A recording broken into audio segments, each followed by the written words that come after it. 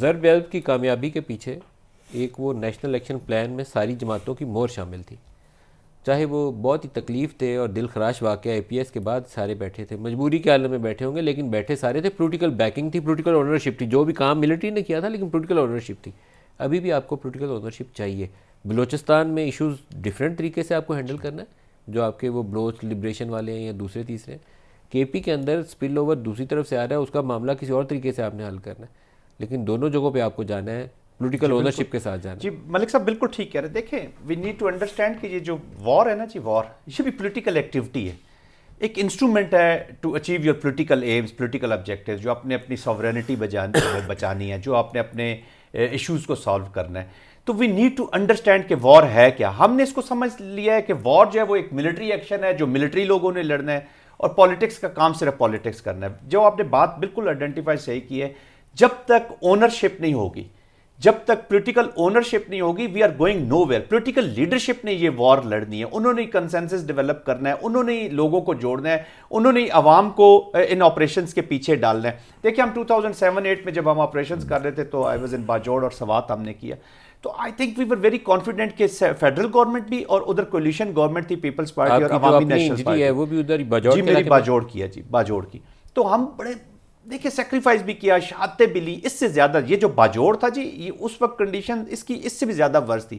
It was virtually Afghan agency, north Waziristan کا بھی ہم نے ذکر کیا، لگتا تھا یہ افغانستان کی ایجنسیز ہیں۔ بٹ جب قوم پیچھے کھڑی ہو جاتی ہے، پولیٹیکل لیڈرشپ پیچھے کھڑی ہو جاتی ہے، کم از کم کھڑی ہو جائے، تو آپ کو وار میکنگ از ویری ایزی۔ یہ سیکریفائز کرنا، یہ سولجرز کی دس از آر روٹین جی، ہمارے لیے کوئی اتنا وہ کسی سولجر کے لیے بھی یہ پراؤڈ مومنٹ ہوتا ہے، وہ ویٹ کرتا ہے اپنی زندگی میں کہ مجھے موقع ملے کہ میں پاکستان کے لیے جس کام کے لیے آیا ہوں، اٹس ناٹ اے جاب یا کوئی وہ نہیں ہے۔ انفارچونیٹلی ہم نے اس کو اتنا پلوٹ کر دیا ہے، اس کو اتنا ڈسپونڈنسی پھیلا دیا، ایون ڈیمورلائز کرتے ہیں جی ہم فوج کو۔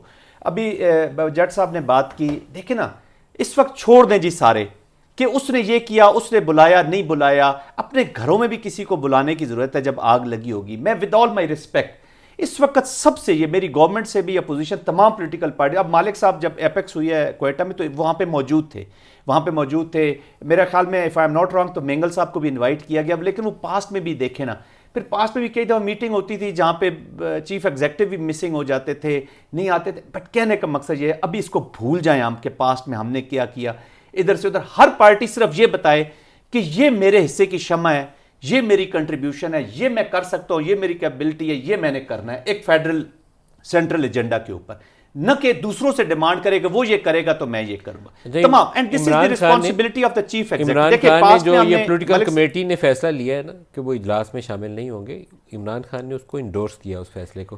یہ بیرسٹر گوہر نے اور باقی لوگوں نے ابھی باہر نکل کے وہ جو باتیں کی ہیں ابھی آ رہی ہیں ڈیٹیلز اس کی، لیکن نیب کے وقت عمران خان دھرنا دے رہے تھے، پارلیمنٹ کے سامنے بیٹھے ہوئے تھے، وہ 126 دن والا دھرنا، اور حکومت اندر نواز شریف کی تھی، دونوں کو بٹھایا جنرل راحیل نے تھا، لیکن دونوں کو ساتھ بٹھایا تھا تو نیب آپ کا بنا تھا۔